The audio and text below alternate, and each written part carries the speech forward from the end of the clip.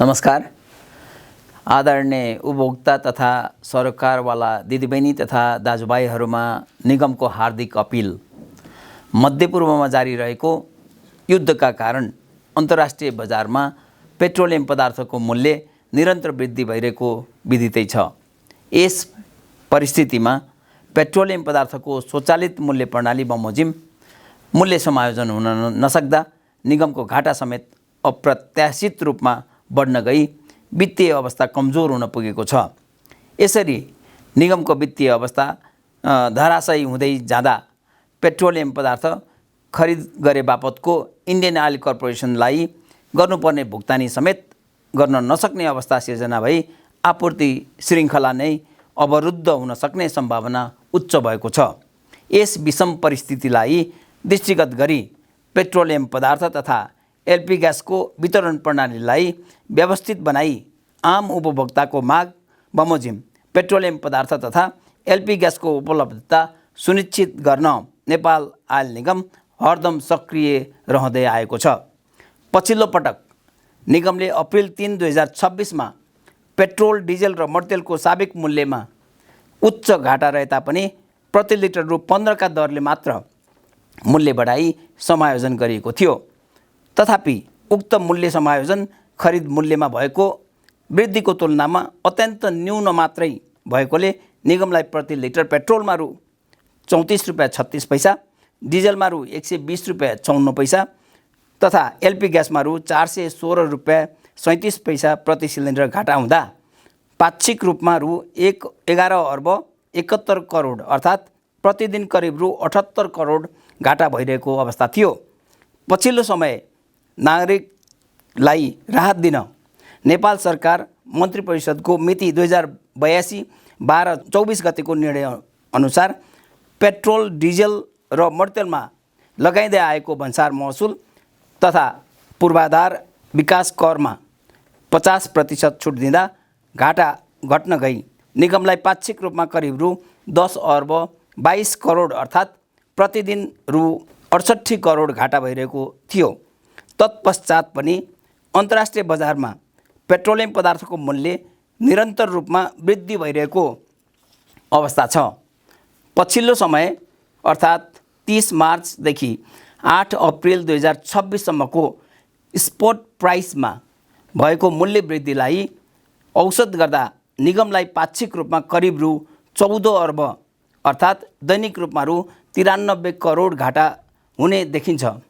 तसर्थ LP gas लगायत सम्पूर्ण पेट्रोलियम पदार्थमा मूल्य समायोजन गर्नुको विकल्प निगमसँग नभएको बेहोरा आदरणीय उपभोक्ता महानुभावहरूलाई हार्दिक अनुरोध गर्न चाहन्छु। निगमले आपूर्ति श्रृङ्खलालाई नियमित गर्न नेपाल सरकारबाट प्रदान गरिएको कर छुटबाट बचत भएको रकम, मार्च 23 देखि अप्रिल 7 सम्मको बिक्रीबाट उठेको रकम र निगमको मूल्य स्थिरीकरण कोषमा जम्मा भएको रकमबाट 8 अप्रिल 2026मा इन्डियन ऑयल कर्पोरेसनलाई रु 26 अर्ब 86 करोड भुक्तानी गरिएको छ। अबको किस्ता 23 अप्रिल 2026मा भुक्तानी गर्न करिब रु 16 अर्ब 37 करोड रकम व्यवस्थापन गर्नुपर्ने हुँदा 2082 चैत्र 26 गते पुनः मूल्य समायोजन गर्नुपर्ने बाध्यात्मक अवस्था सिर्जना भएको हो। जसअनुसार पेट्रोलमा प्रति लिटर रु 17 रुपैयाँ, डिजेल मर्तेलमा प्रति लिटर रु 25 रुपैयाँ तथा एलपी ग्यासमा प्रति सिलिन्डर रु 100 र हवाई इन्धन आन्तरिकतर्फ रु 6 रुपैयाँले वृद्धि गरिएको छ। यसरी पेट्रोलियम पदार्थको खुद्रा बिक्री मूल्य समायोजन गर्दा पनि निगमलाई अझै पाक्षिक रूपमा करिब 7 अर्ब 81 करोड घाटा हुने देखिन्छ। विश्वमा सिर्जित असहज परिस्थितिमा पेट्रोलियम पदार्थको बचत गर्नु हामी सबै जिम्मेवार नागरिकको कर्तव्य हुनेछ।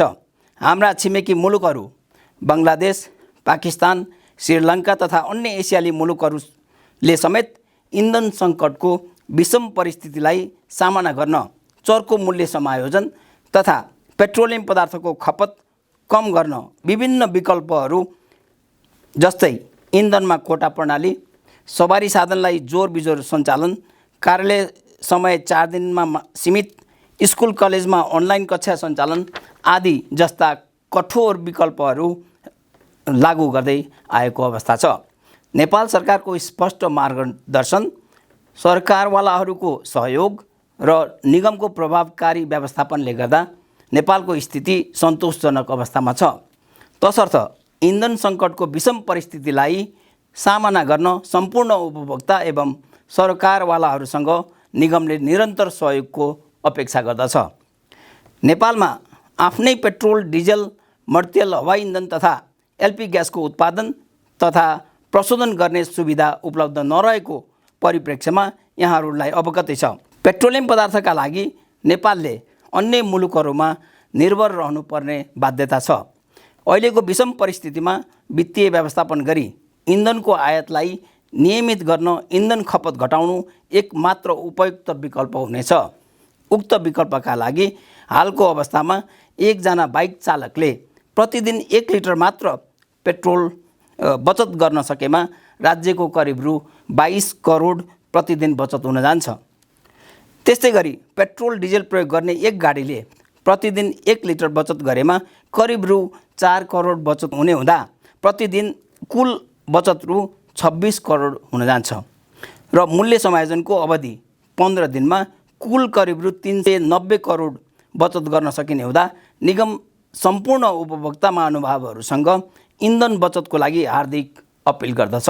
अन्तर्राष्ट्रिय बजारमा भएको आकस्मिक मूल्य वृद्धिका कारण उत्पन्न भएको असहजता र कठिनाइप्रति नेपाल आयल निगम सम्पूर्ण उपभोक्ता एवं सरकारवालाहरूसँग निरन्तर सहयोगको लागि अपिल गर्दै पेट्रोलियम पदार्थको प्रयोगमा मितव्ययिता अपनाइदिनु हुन समेत हार्दिक अनुरोध गर्दछ।